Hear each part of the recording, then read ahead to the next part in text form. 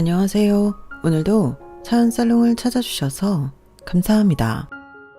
저는 저를 키워준 시댁에 파렴치하게 복수를 해 이혼을 한 30대 여성입니다. 이럴 때 그런 말을 한다고 하더라고요. 검은 머리 짐승 거두는 게 아니라고요. 사실 제가 그 말을 들었어요. 제 면전에 대고 말하더라고요. 그래서 전 웃었어요. 물론 그 인간들이 저와 저희 남매가 힘들 때 어떻게 살아가야 할지 알 수 없을 때 도움을 준 건 맞아요. 하지만 자세한 전말을 살펴보면 아니에요. 오히려 파렴치한 건 그 인간들이죠. 그래서 저는 그 말이 그 인간들이 할 말이 아니라고 생각했어요. 그래서 웃었죠. 저는 오히려 제 복수가 죽은 제 남동생의 한을 우리 가족의 족쇄를 풀어줬다고 생각해요. 그만큼 저는 제 행동이 옳다고 생각해요. 그러니 사연을 들어보시고 그런 제 생각의 옳고 그름을 판단해 주시겠어요? 그럼 사연 시작할게요.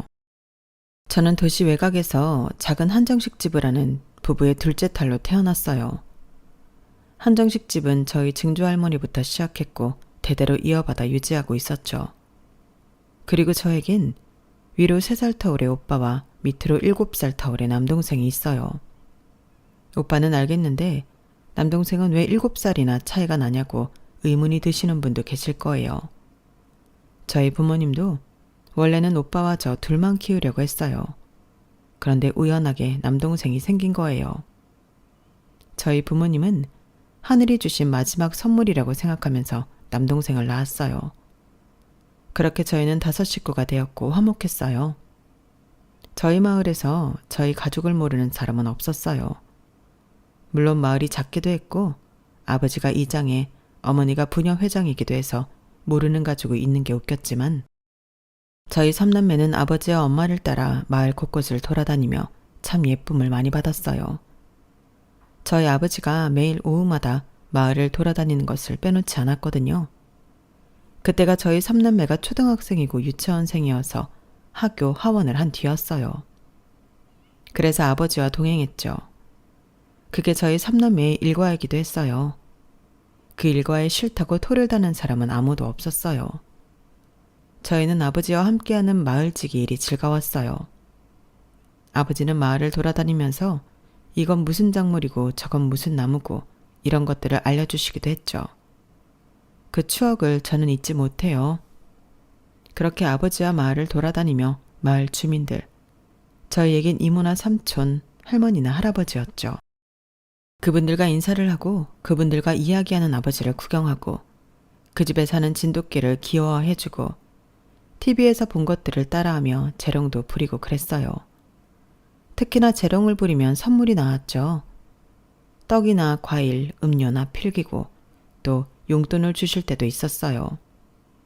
저는 엄마가 못 먹게 하는 과자 같은 걸 주실 때 얼마나 기분이 좋았는지를 몰라요. 저희 마을은 그만큼 가족 같은 분위기였어요.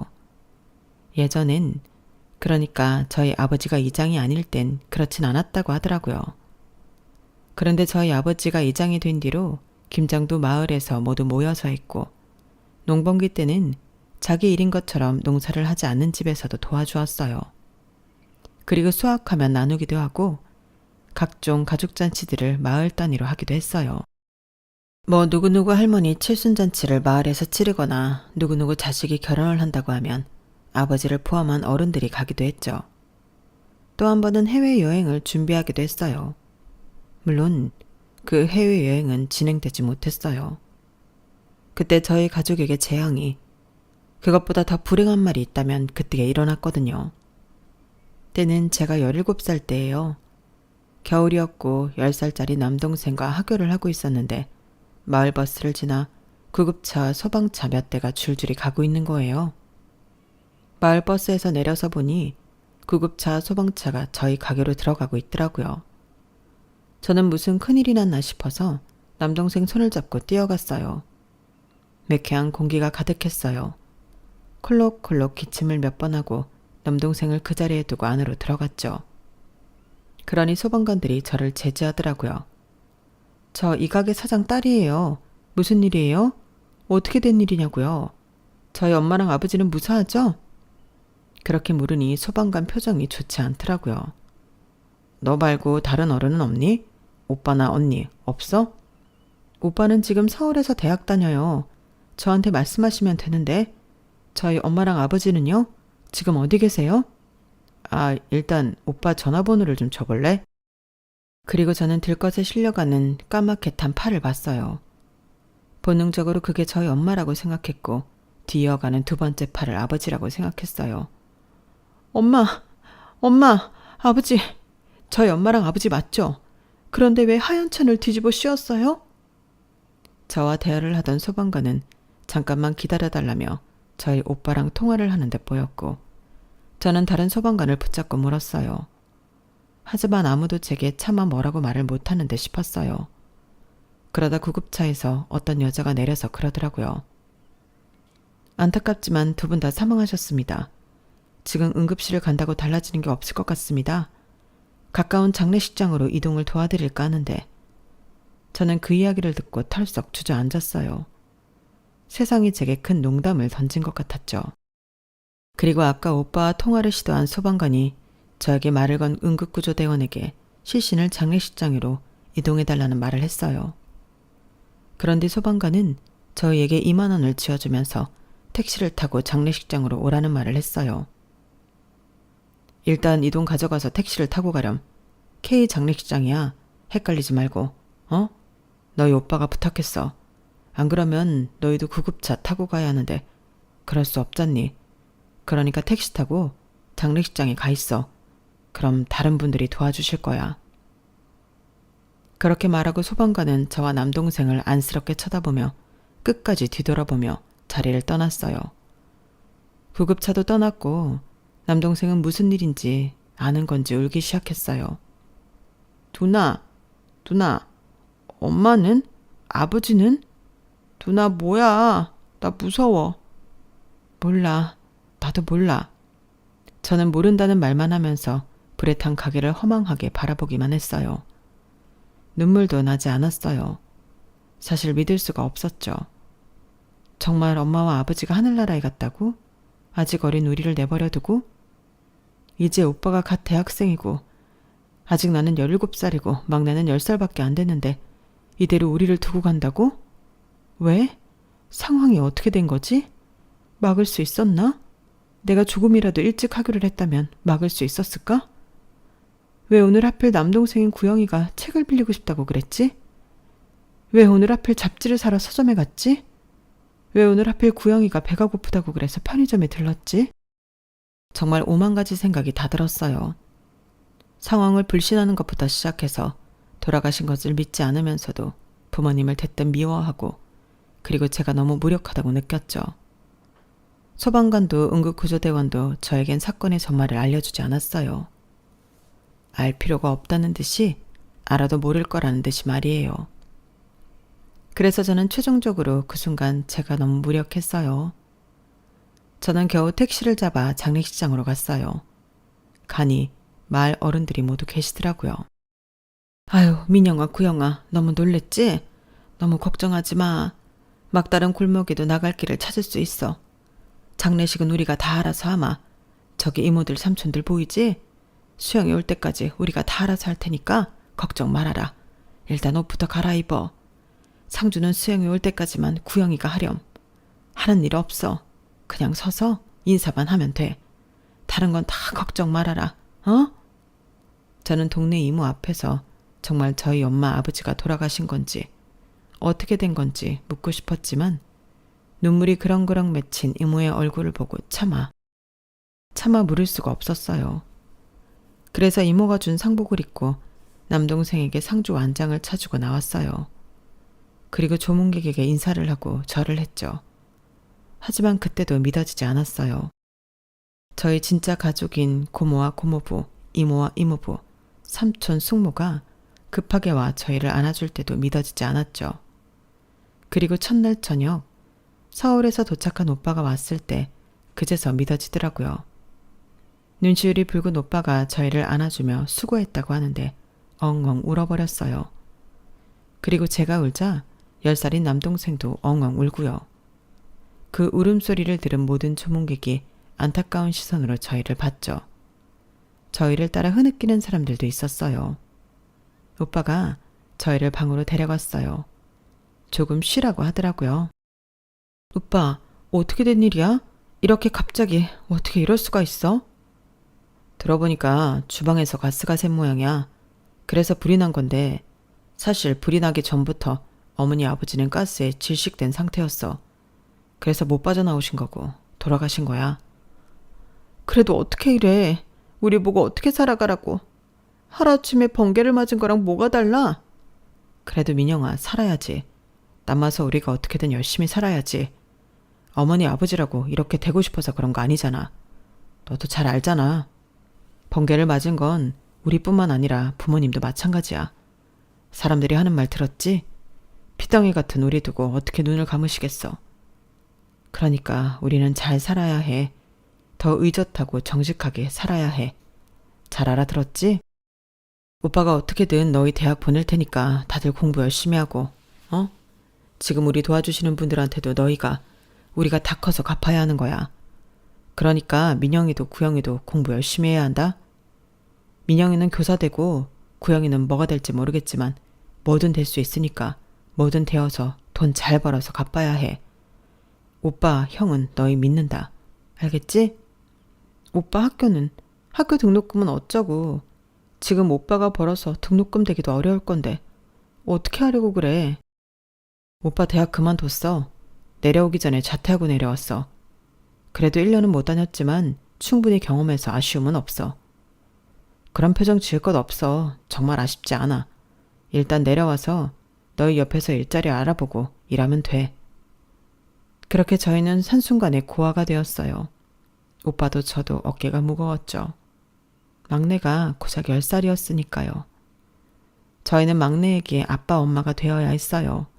저희도 어린 나이인데 말이에요. 그래서 오빠는 정말 자퇴를 하고 고향으로 내려와 일자리를 찾았어요. 그러다 한 달도 되지 않아 아는 삼촌의 건너 지인의 공장에서 일하게 되었죠. 하지만 공장이 다른 지역이었어요. 회사에서 기숙사를 제공해서 월세 부담이 없지만 막내에게 빈자리가 생겼죠. 저는 그 빈자리를 채우기 위해 부단히 노력했어요. 한 번도 지어본 적 없는 밥도 짓고 막내 도시락을 싸고 어설프게 청소도 하고 숙제도 봐주고요. 하지만 그래도 17살이잖아요. 뭐 하나 완벽한 게 없었죠. 그래서 간혹 막내가 투정을 부리면 호랑이 선생님처럼 화를 내곤 했어요. 하지만 그러면서도 미안했죠. 그리고 막내가 부모님 사망 이후 불면증에 시달렸어요. 그래서 남동생을 한참이나 어르고 달래면서 재우고 난 뒤에 저는 공부를 시작해야 했어요. 그 시간엔 매일 잠과의 전쟁이었어요. 집안일로 몸이 고단했거든요. 매일 샤프로 허벅지를 찌르며 잠을 이겨내려 했어요. 그리고 다음날 수업에도 집중하기 힘들었죠. 그때도 샤프로 허벅지를 찔렀어요. 그때 흉터가 아직까지 있어요. 그러다 보니 저도 포기해야 하나 싶더라고요. 교사가 되고 싶다는 꿈을, 대학에 가고 싶다는 욕심을 말이에요. 그래요. 저는 말 그대로 제가 욕심을 부리고 있다고 생각했어요. 지금 제 상황에 사치가 아닐까 싶었죠. 더구나 오빠에게 부담을 덜어주고 싶었어요. 오빠는 저와 남동생을 모두 대학에 보내고 싶어 하지만 저라도 포기하고 같이 돈을 벌면 낫지 않을까 싶었죠. 그래서 그런 생각을 오빠에게 말했는데 덜컥 제게 화를 내더라고요. 내가 지금 일하는 건 다 너희들을 대학 보내고 싶어서야. 게다가 너는 지금 충분히 대학에 갈 수 있는 성적인데 안 간다면 다른 사람들이 나를 욕해. 내가 모자라서 그렇게 됐다고 생각한다고. 그러니까 너는 가. 그리고 7년 동안 또 모으면 구영이도 보낼 수 있어. 오빠 그렇게 무능력하지 않아. 그러니까 더 열심히 공부해. 그래도 피부 다 상하게 그러지 말고 일어나서 공부하든지. 오빠는 너 믿는다. 저는 오빠의 그 말이 너무 고마워서 더 열심히 공부했어요. 그리고 그 다음 날부터 민준이네가 저희를 도왔죠. 민준이네는 저희 남동생 친구의 집이에요.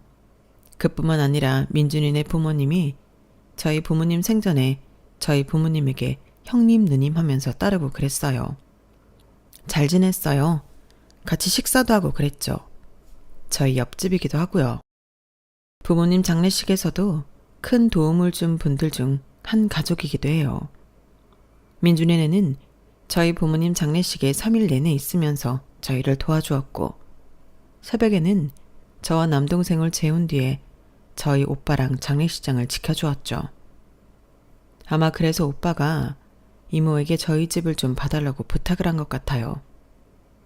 오빠와 전화를 한 다음 날부터 이모가 저희 집에 오더라고요. 일주일에 4-5번 오셨는데 그럴 때마다 바리바리 싸들고 오셨어요. 반찬이며 과일이며 간식이며 싸들고 오셨죠.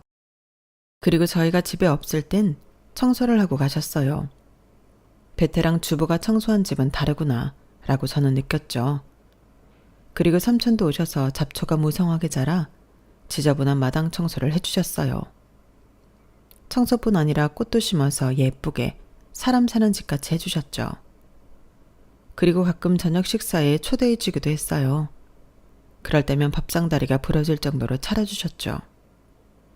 저는 그때마다 밥을 2공기씩 먹었어요. 너무 고마워서요. 민준이네는 저희를 객식구라고 생각하지 않았어요. 매번 저희를 조카라고 불렀거든요. 그리고 그걸 제 남동생이 무척 좋아했어요. 이모 삼촌이라고 애교 있게 부르며 잘 따랐죠. 그도 그럴 것이 민준이와 남동생은 정말 친했거든요. 같은 나이에 같은 초등학교에 같은 학원을 다녔으니까요. 하지만 그 생활은 남동생에게 더 큰 결핍을 가져다 줬어요. 가끔 이모한테 엄마라고 하기도 했거든요. 그러니 저는 마음이 짠하면서 왠지 이렇게 둬선 안 된다고 생각했어요. 그래서 남동생을 앞에 앉혀놓고 한 소리를 했죠. 민준이 이모는 이모야. 그것도 우리 핏줄인 이모가 아니라 그냥 이웃인 이모. 그러니까 엄마라고 부른다거나 그래선 안 돼. 아무리 친해도 안 되는 건 안 되는 거야. 내가 엄마가 될 수 없는 거랑 똑같은 거지. 이해했지? 그럼 난 누구를 엄마라고 불러? 추모공원에 엄마 있잖아. 그분만 엄마인 거야. 엄마는 세상에 둘이 될 수 없어. 엄마는 한 분이야. 나는 엄마가 너무 보고 싶어. 그래서 그러는 건데 그래도 안 돼? 안 돼. 그건 신뢰야. 신뢰가 뭔데? 예의가 없는 거야. 형이 그랬지? 반드시 예의는 갖춰야 하는 거라고. 너 이거 형한테 이른다? 그럼 어떻게 되는지 알지? 제가 그렇게 말하자 남동생은 눈물을 글썽이고 고개를 끄덕였어요. 그리고 저는 민준이네 가족이 저녁 식사에 초대하는 것을 몇 번 가지 않으면서 제 힘으로 방을 청소하고 제 힘으로 마당도 정리하고 제 힘으로 밥을 차려 먹었죠. 물론 우여곡절이 많았지만 어찌저찌 할 수 있었어요. 그리고 대학도 떨어지면 더 노력하지 않기로 했어요. 그러자 그런 모습을 본 이모가 조용히 저를 부르더라고요. 너 요새 공부 안 하지? 네? 아, 저희 사정에 무슨 공부인가 싶기도 하고 그래서 너희 부모님이 너 공부 잘한다고 아니 너희 애들 다 영특하다고 얼마나 자랑하고 그랬는 줄 알아? 그런데 네가 이렇게 하면 얼마나 실망하시겠어. 그것도 본인 때문에 이렇게 되었다고 생각하실 텐데 미안하고 실망스러운 딸이 될래? 아니면 자랑스러운 딸이 될래? 그래도 제가 대학 가면 구영이는 어떻게 해요? 오빠도 일하는데 제가 돌봐야죠. 너 내가 우리 조카라고 말하는 거 부담스럽니? 아니요, 감사하죠. 그런데 네가 지금 말하는 건 우리가 해준 게 다 의미가 없었다는 걸로 들리는데? 우리가 있는데 구영이가 무슨 걱정이야. 구영이 걱정 말고 너는 네 할 일을 해. 그리고 우리한테 갚아. 나는 셋 다 우리 자식이라고 생각하고 해주는 거야. 베풀 거고 받을 거야. 그러니까 너무 걱정하지 마. 너 아직 19밖에 안 됐어. 너무 많은 짐을 지려고 하지 마. 이모가 돈은 못 대주지만 그래도 구영이는 민준이랑 같이 키워줄 수 있어.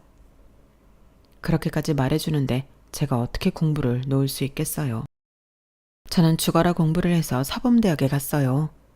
더 좋은 대학도 붙었는데 전액 장학금을 받을 수 있는 대학에 입학했죠. 그리고 졸업을 해서 고향으로 내려왔어요. 돌아온 집은 여느 때와 다름없이 깨끗했어요. 다 이모 삼촌이 관리해준 덕분이죠.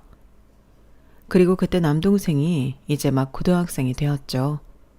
저는 임용 준비를 하면서 남동생을 케어했어요. 그리고 빵집에서 아르바이트도 하며 생활비를 벌었죠. 그렇게 첫 번째 임용에서 떨어지고 두 번째 임용에서도 떨어졌어요. 그리고 남동생과 민준이는 고3이 되었죠. 저는 마지막이라고 생각하며 임용에 다시 도전하고 그러면서 남동생과 민준이의 입시를 봐주었어요. 저희 집에서 같이 공부도 하고 면접도 봐주고요. 그런데 웃기게도 그러다 보니 임용고시 준비가 되더라고요. 그래서 저는 그 해에 임용고시를 붙었고 남동생도 민준이도 원하는 대학에 갔어요. 남동생은 서울로 갔고 민준이는 저와 같은 지역의 대학교로 갔어요. 그게 어쩌면 시발점이 되었죠. 기숙사에 살던 민준이가 기숙사가 답답하다며 제 자취방으로 자주 왔거든요. 와서 밥도 먹고 잠도 자고 그랬어요. 하지만 그때만 해도 친한 동생 가족이었기 때문에 별일은 없었어요. 그러다 민준이가 군대에 다녀와 졸업을 한 뒤에 고향으로 내려가지 않고 본격적으로 제 자취방에 살면서 정분이 났어요. 연애를 하게 되었죠. 저희는 1년을 연애하고 그때 민준이가 취직을 하면서 4개월 동안 결혼 준비를 하고 진짜 가족이 되었어요. 하지만 처음엔 저와 남편의 연애에 결혼에 저희 집도 당황했고 시댁도 당황했죠.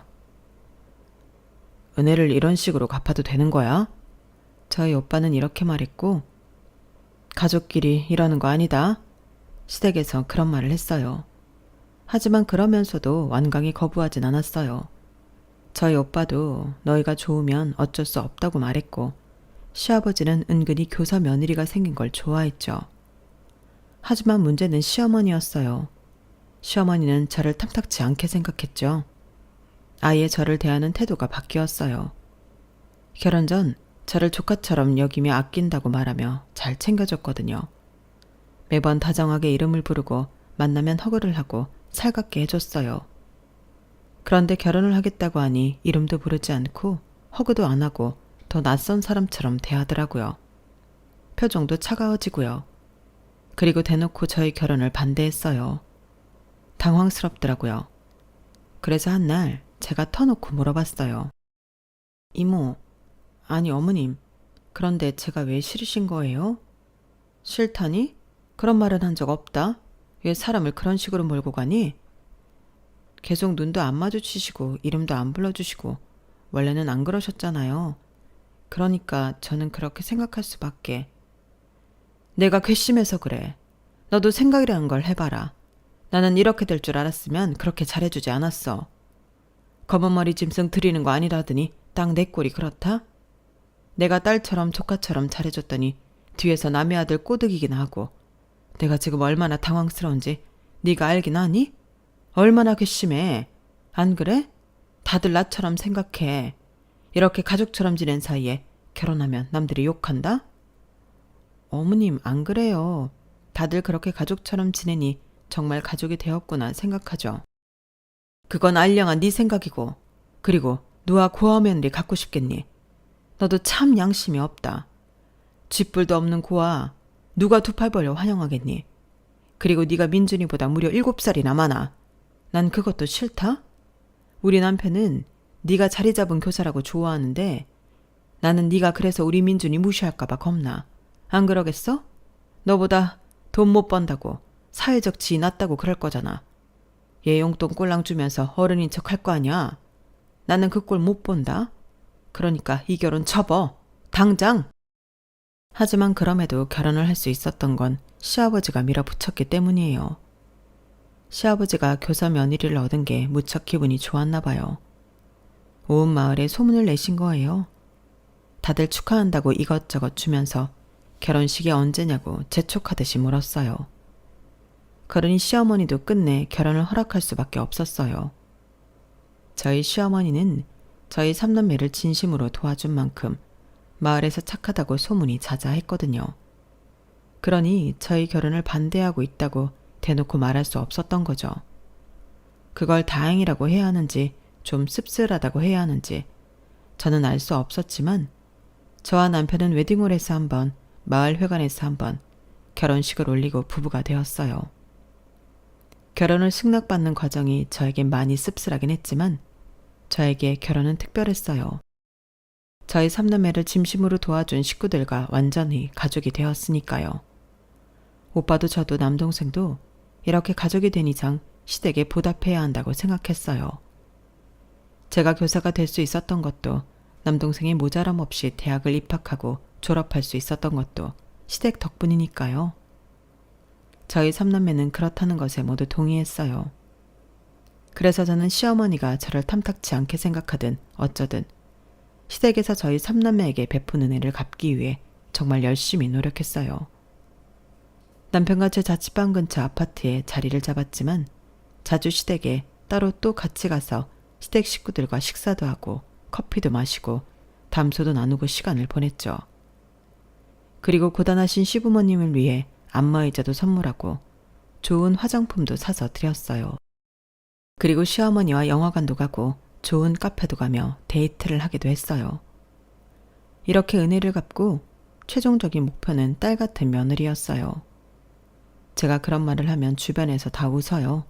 그런 건 없다고 말이에요. 하지만 시어머니가 결혼 전에 분명 저를 조카처럼 자식처럼 생각한다고 했어요. 저는 그 말이 빈말이라고 생각하지 않았어요. 지금은 시어머니가 저를 탐탁치 않게 생각하지만 언젠가 저처럼 이내 딸 같은 며느리로 봐줄 거라고 생각했어요. 그런데 시간이 흐르면서 저는 제가 딸 같은 며느리가 되고 싶다고 했을 때 제 면전에 대놓고 비웃었던 사람들의 생각이 틀리지 않았다는 걸 알았어요. 그 비유는 현실성이 없더라고요. 저는 끝까지 딸 같은 며느리가 될 수 없었어요.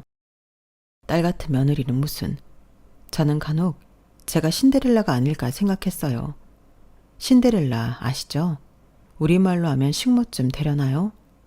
그리고 결혼 전에는 반찬도 이것저것 싸우고 과일도 사오고 하나라도 더 챙겨주려고 부단히 애쓰던 시댁 식구들이 말이에요. 결혼을 하고 저에게 그 무엇도 손이 쥐어주지 않았어요. 반찬이 맛있다고 해도 그랬고 집에 뭐가 필요하다고 해도 마찬가지였죠. 듣는 둥 마는 둥 하더라고요. 그러더니 나중엔 저에게 이제껏 먹여주고 키워줬으니 보답을 하라고 하더군요. 민영아, 우리가 너를 얼마나 열심히 키워줬니? 우리 먹을 거 아껴가며 우리 쓸 거 줄여가며 그렇게 갑자기 부모 잃은 너희를 키워주지 않았니? 네, 그렇죠. 저도 아무리 사이좋은 이웃이어도 그렇게 하기 어렵죠. 그래서 늘 감사하게 생각해요. 그래, 그러니까 오면 가만히처럼 앉아있지 말고 청소도 좀 하고 걸레질도 좀 하고 그래. 요새 내가 허리랑 무릎이 아파서 청소를 좀처럼 못한다. 내가 너희 집을 이제껏 얼마나 반질반질하게 해줬다고. 물론 지금은 아파서 그렇게 못해주지만 말이야. 그리고 너도 알다시피 내가 매일 남의 밥상 차리잖아? 얼마나 지겹겠니? 게다가 내가 너희 밥상을 좀 차려줬어? 내 새끼처럼 차려줬잖아. 안 그래? 그러니까 식사 시간에 와서 우리 밥상도 좀 차리고 먹고 다 치우고 그래라. 우리가 어떻게 너를 키웠는지 어린 구영이는 몰라도 넌 알잖아. 내가 그랬지? 나는 다 받을 거라고. 원래는 이렇게까지 할 생각은 없었지만 우리는 가족이니까. 내가 아직도 너만 생각하면 자다가도 속이 뒤집혀. 내가 받은 배신감에 비하면 이건 아무것도 아니야. 배신감이요? 또 그 이야기하는 거예요? 제가 민주씨 구워 삶아 먹는 것도 아닌데 계속 그런 말씀하시면 저 이제 좀 서운해요. 서운하기는 내가 더 서운하다? 너처럼 구는 걸 보고 간 빼먹고 등친다고 하는 거야. 우리 비 다 맞춰가면서 속으론 다른 속셈이 있었던 거지. 생각하면 지금도 천불난다. 그러니까 내 속 풀릴 때까지 내가 하라는 대로 해. 저는 보답을 하기로 했으니 이것도 보답이라고 생각하고 시어머니의 비위를 맞췄어요. 하지만 그뿐이 아니었어요. 시어머니는 저에게 시누이의 수발도 들게 했죠. 그 당시 큰 시누이가 회사원으로 자취를 하고 있었고 작은 시누이는 학생이었거든요. 내가 잠깐 청소 자취방 갔다 오니까 아주 엉망이더라. 얘가 나를 닮지를 않아서 깔끔하지를 못해. 네가 우리 집 오는 길에 항상 청소 자취방 들러서 청소도 좀 해주고 니네 집 가는 길에 다시 들러서 반찬 좀 가져다 놔라. 네? 제가 큰아가씨 집에요? 그러면 아무리 큰아가씨도 싫어할 텐데 실례가 아닐까요? 큰아가씨도 그렇게 하래요? 물어볼 것도 없어. 그 돼지 같은. 그럼 방 대신 치워주면 걔도 고마워할 거야. 아주 엉망이더라니까. 너도 가보면 깜짝 놀랄 거다. 그래도 다 큰 여자 집인데 네가 남자도 아닌데 뭘 그러니? 내가 뭐 기금속 같은 거는 알아서 두라고 할 테니까 넌 그냥 가서 대충 청소나 해줘. 너무 구석구석 하지 말고. 네 말대로 기분 나빠할 수도 있겠네. 네, 오는 길에 한번 들러볼게요. 작은 아가씨는 개강했죠? 이번엔 기숙사 메이트가 좀 좋아야 할 텐데 작년엔 좀 고생했잖아요. 그러니까 말이야. 그런데 아직 별 연락 없는 거 보니 괜찮은 모양이네. 네가 가든지 내가 가든지.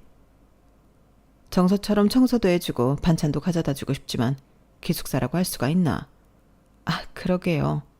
근데 이서가 너한테 과제 좀 봐달라고 하더라? 너도 이서도 둘 다 사범대잖아. 게다가 넌 교사고.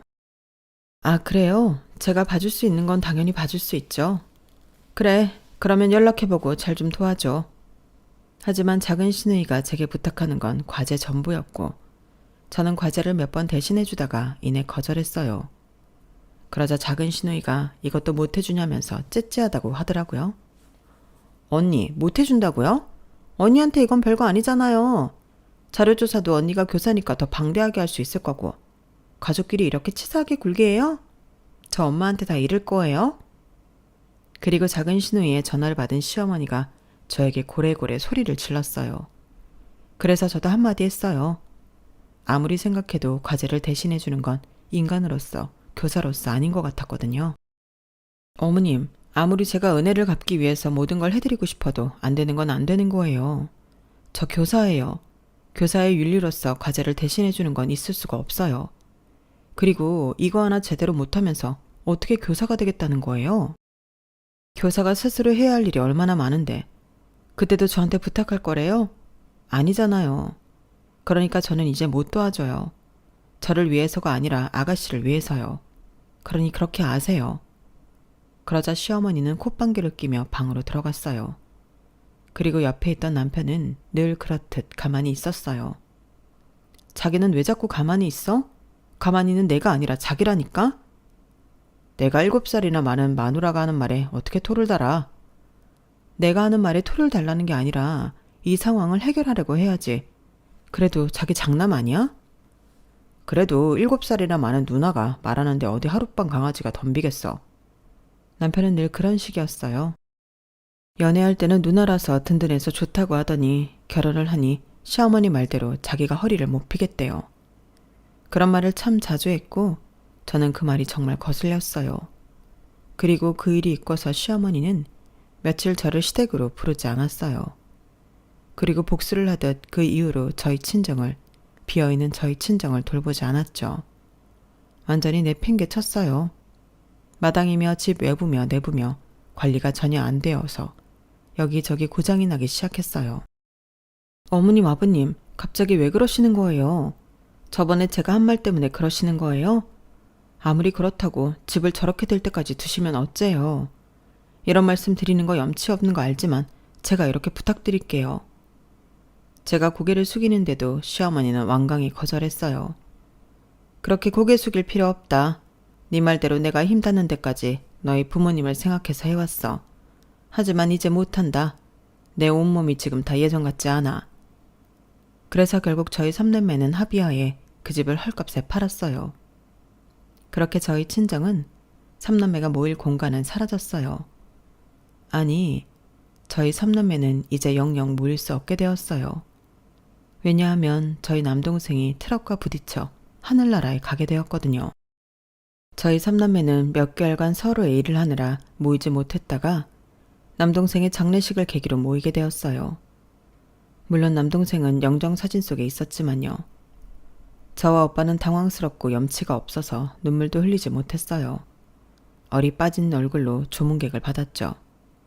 그리고 남동생의 사망 소식에 저희 시댁 식구들도 왔어요. 처음엔 그래도 식구라고 고맙더라고요. 그리고 처음엔 시댁 식구들도 조문객을 받고 음식을 나르며 도와주기도 했고요. 그런데 갑자기 시댁 식구들이 테이블 가운데에 3, 4, 5 모여 왁자지껄 떠들더라고요. 그리고 중국집 배달원이 빈소로 들어왔어요. 저희 시킨 사람 없는데요. 아, 여기로 와주세요. 그리고 계산은 앞에 사람이 할 거예요. 네? 우리가 경황이 없어서 지갑을 다 놓고 왔어. 그러니까 네가 대신 계산 좀 해라. 아니 어머님, 이게 대체 뭐예요? 식사는 여기 음식 드시면 되지. 웬 중국집이에요? 아니, 너는 왜 장례식장을 여기에 했니? 여기가 음식이 별로라고 소문이 자자한 데야. 귀한 조문객 봤는데 이런 것도 신경 안 쓰고 뭐 했어? 다들 음식 남기고 그냥 가더라. 이렇게 하면 욕은 죽은 네 남동생이 먹는 거야. 얘가 뭘 모르네? 그러면서 음식 비닐을 뜯기 시작하더라고요. 저는 눈치 없이 앉아있는 남편을 노려봤어요. 남편이 제 눈치를 보더니 저 대신 배달원에게 카드를 내밀었어요. 그리고 시어머니는 그 꼴을 보며 혀를 끌끌 찼죠. 얘 눈 좀 봐요. 내가 이래서 7살이나 많은 애한테 우리 아들 장가 보내기 싫었다니까? 아주 애를 죽일 듯이 노려보네. 너 그러다 벌 받는다? 엄마, 그냥 냅두고 이리 앉아요. 그래도 여긴 소주가 공짜니까 좋잖아. 우리 가족 오랜만에 술 한잔 하는데 앉아요.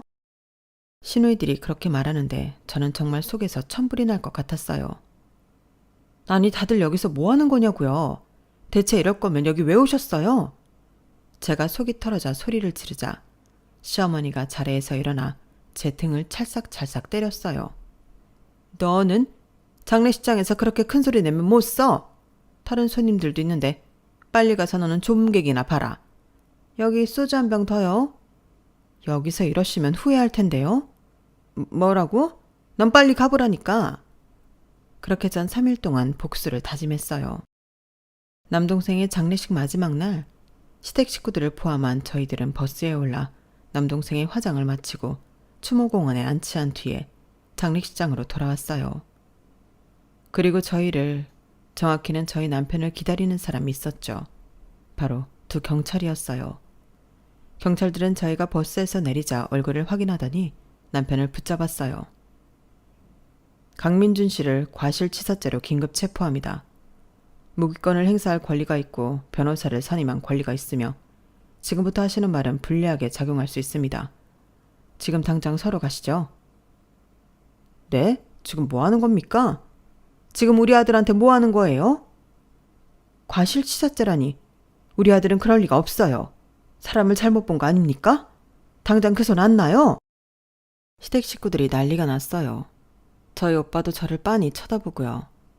아마 이 순간에 냉정한 절 보고 놀란 모양이에요. 그리고 그건 시어머니와 시댁 식구들도 마찬가지였죠.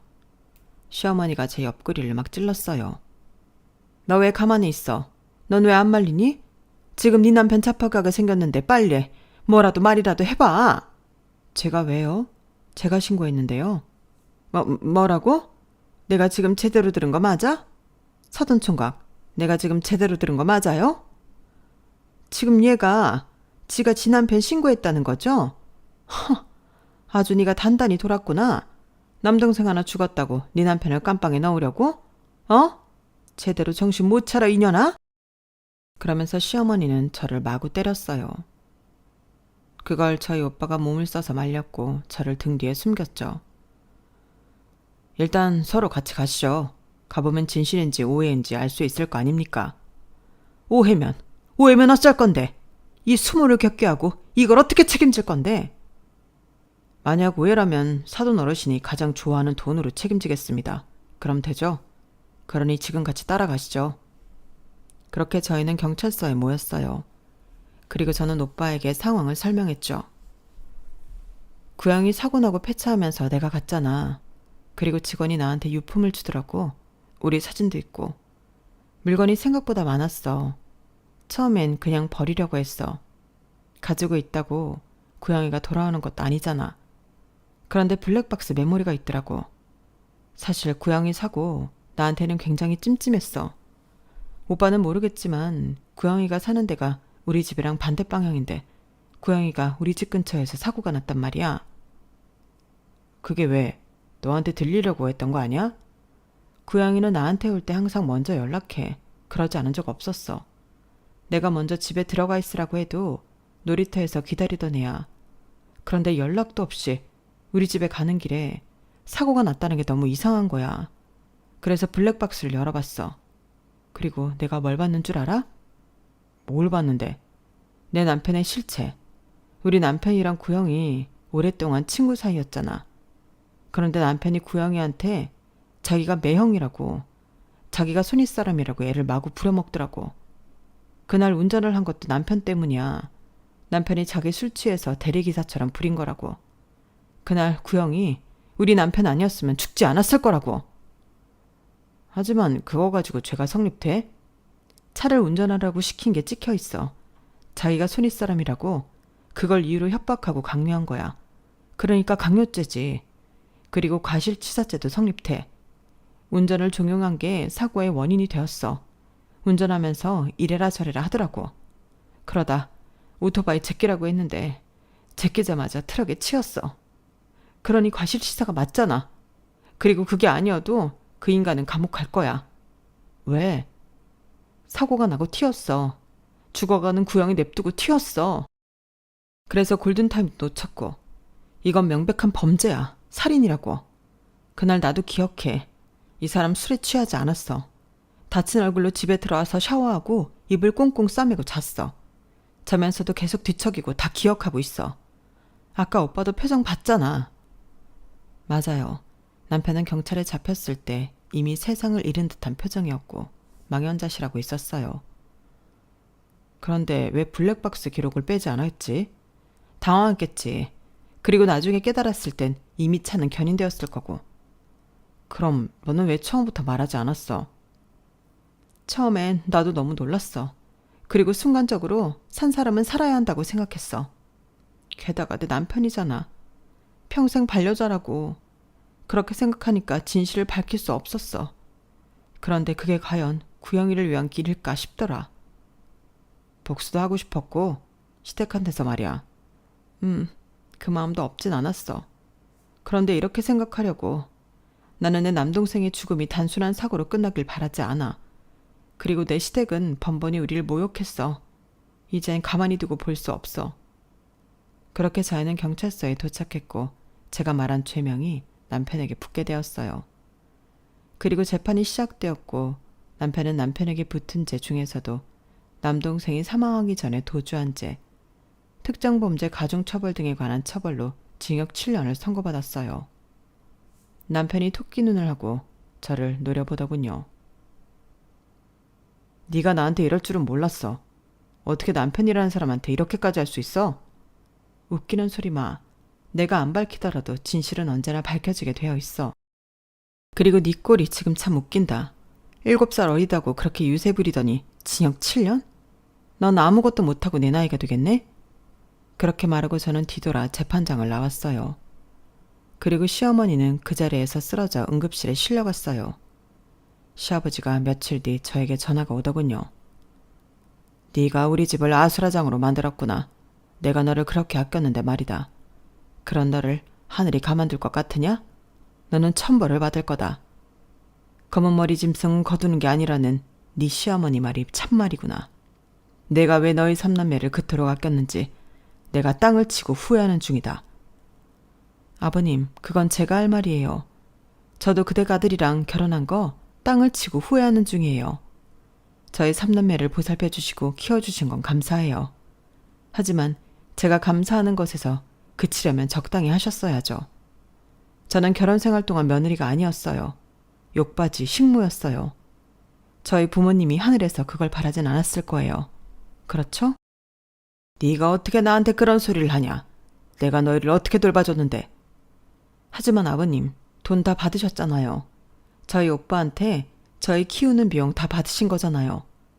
그 돈 받아서 하신 거면서 떵떵거리면 안 쪽팔려요? 이제 키워줬다는 말 하지 마세요. 그리고 곧 이혼 소리 갈 거니까 그댁 아들한테 잘 전해주시고 아무쪼록 아무 일 없게 이혼할 수 있게 해주세요. 아니면 지금 같은 일, 지금보다 더한 일이 벌어질지도 몰라요. 지금 나를 협박하는 거냐? 네, 그래야 제가 사니까요. 그렇게 전 남편과 합의 이혼까지 했어요. 이제 완벽히 남남이 되었죠. 저는 제 행동을 후회하지 않아요. 그때도 지금도 제 폭로가 동생의 한을 풀고 오빠와 저의 족쇄를 푼 일이라고 생각하니까요. 그리고 제가 검은 머리 짐승이라고 생각하지도 않고요. 오늘 저는 새로 부임받은 학교에서 첫 출근을 했어요. 저는 저의 새 시작을 응원하려고 합니다. 여기까지가 제 사연입니다. 들어주셔서 감사드려요. 모든 분들의 앞날이 반짝반짝 빛나기를 바랍니다. 여러분, 사연 댓글에 응원과 현명한 조언 부탁드려요. 좋아요와 구독은 저에게 큰 힘이 됩니다. 오늘도 좋은 일 가득하세요.